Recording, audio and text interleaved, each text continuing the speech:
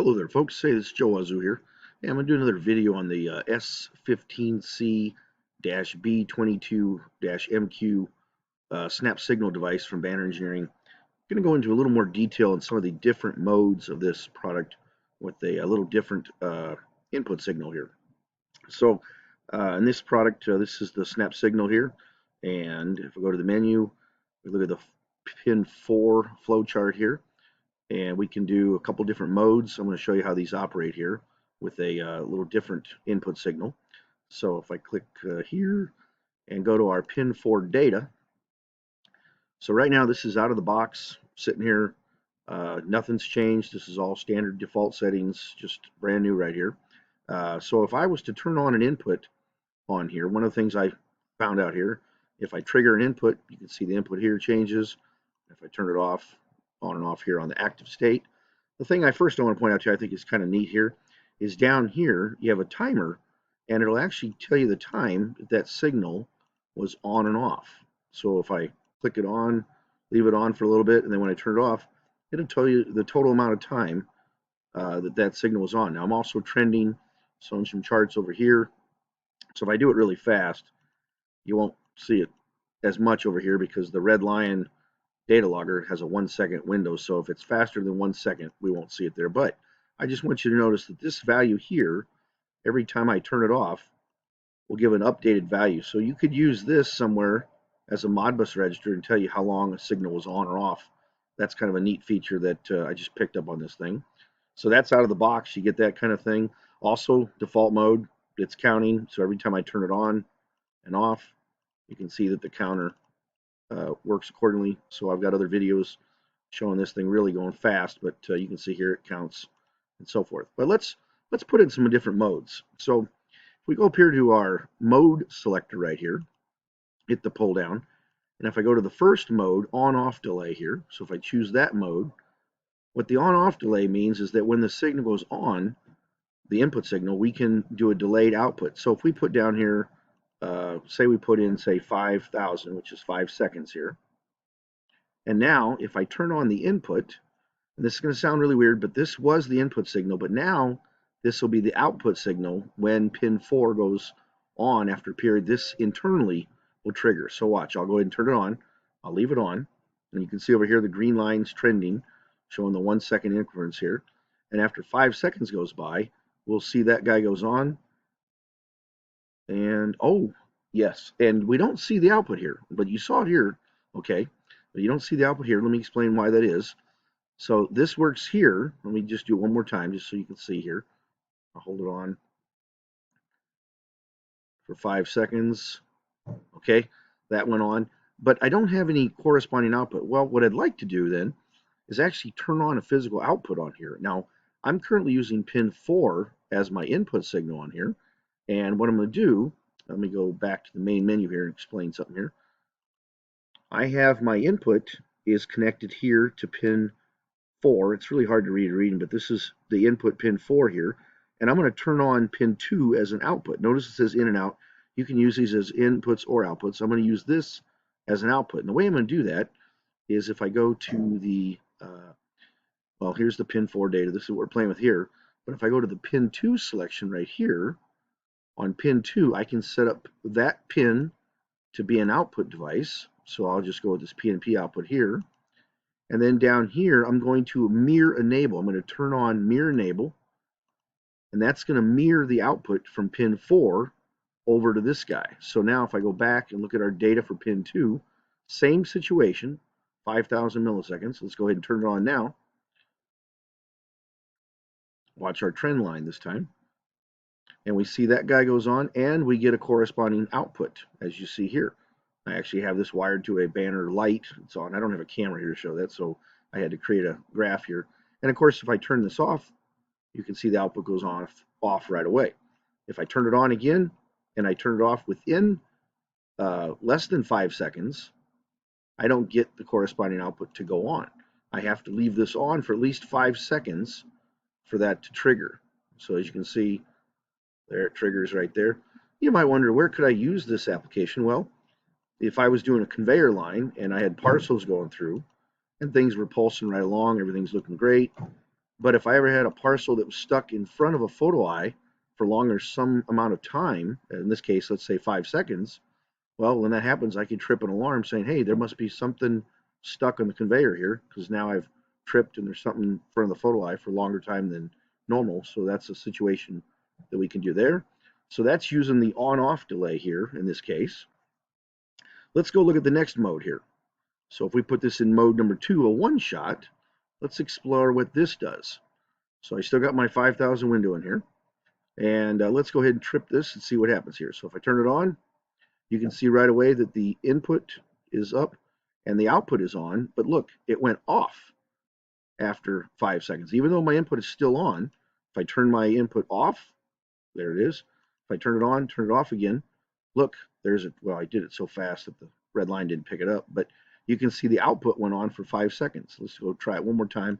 I'll leave it on just for a second for red line to pick it up. And then I'll turn it off, and you can see that the output was staying on now for 5 seconds based on this setting. So that's a rising edge one shot. Once it sees a trigger, even if it's quick, boom, boom, quicker than what red line can pick up, but you can see there it is. So that's how that's working there. Let's go to the next mode here. So if we go to an off on one shot, so this is just the inverse of this. And in this case, you can see the output is continually on right here. And if I turn it off, let's see, turn on my input. So there's my input signal. Nothing spectacular happening there. Let me turn it off. There it trips off. And watch, it'll stay off for 5 seconds and it'll be tripped back on. So it's the inverse of the one shot on. This is the one shot off. So if I trip it once, boom, boom, you can see it goes off. It'll stay off for 5 seconds and then it'll hold back on. And again, just like the previous example, if I do this super quick, red line might have picked the blip up, but you can see it there, it did. So that is the number 3 mode, one shot off mode. So let's go ahead and try the next mode here. This is the pulse stretcher. Let's see, what does the pulse stretcher do here? Well, let our screen clear out here for a second. Okay, so we cleared out the screen. Now we're starting over. Let's try the pulse stretcher. We've got the 5 second here. So let's turn this on. And I'll turn it off. Let's see what it does here. Okay, so it went on, off right away. Aha. So in this case, it's stretching at 5 seconds. Let's leave it on a little longer this time. Let's see what it does this time. So I've left it on for longer than 5 seconds. And if I turn it off, it goes off right away. This is interesting. It almost lacks like the one shot, but every time it gets a trip, it's supposed to stretch. I don't know if I agree with this logic as much, because it's almost acting the same as the previous mode. So interesting.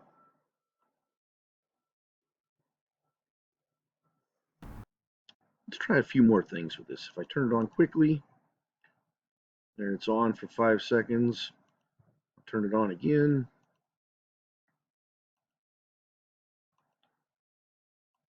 I'm just going to pulse this here. So the pulse stretcher is really looks almost like the one shot. Honestly, it acts almost the same as the one shot, where it trips, leaves it on for 5 seconds. So I don't know about that mode. Let's go to the next mode here, team. The off would be just the opposite. It should be on right now.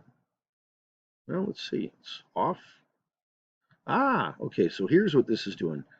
It's the opposite of the one shot. So now if I turn it on,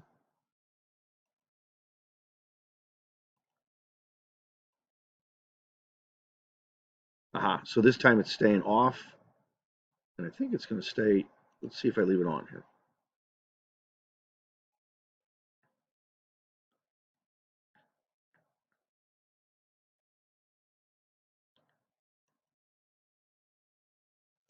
So this looks to be almost like a falling edge here. Huh.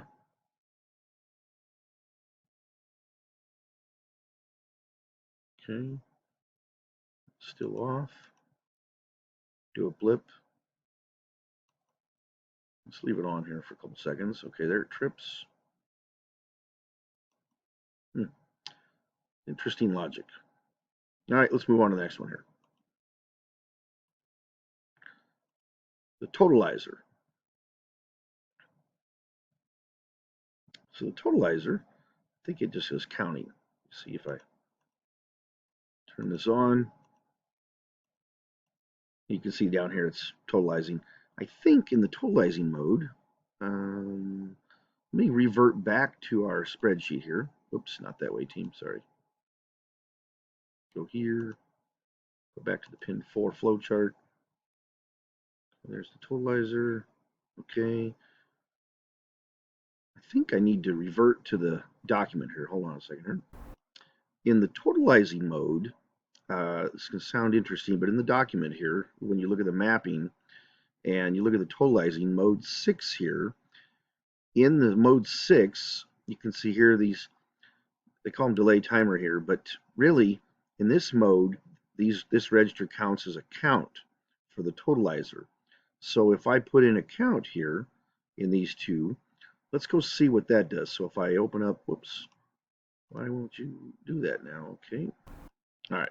I got my web page back up. So in this case, if I put in a count here, say of 5, for instance, in the totalizer mode here, so now if I turn this on and off, you can see this register down here, the count keeps track, but watch when it gets to number 5, so I'm at 4, trip back over, do it again, it resets. So basically 0 to 4 is a count of 5, so that's what it's doing. So if I was to change this number here to say 10, for instance, resets it, and now I have to do 10 counts in here for it to reset. So it's kind of a totalizer, it's counting, and then it resets after that. So that's how the totalizer works with this particular register here. You could then use this and monitor how many parcels went through, and then in your PLC logic or something else, you could trip after that number goes back to 0. Then you know that I did 10 parcels or something. So that's how the totalizer mode works. The other two, or the other options here, number 7, pulse width modulation, and PFM mode. I don't have a way to demonstrate that yet, so I'll work on that in another video. Anyway, that's just another quick video on this cool product from Banner, the S15C-B22-MQ. Hey, thanks a lot, folks. Have a great day.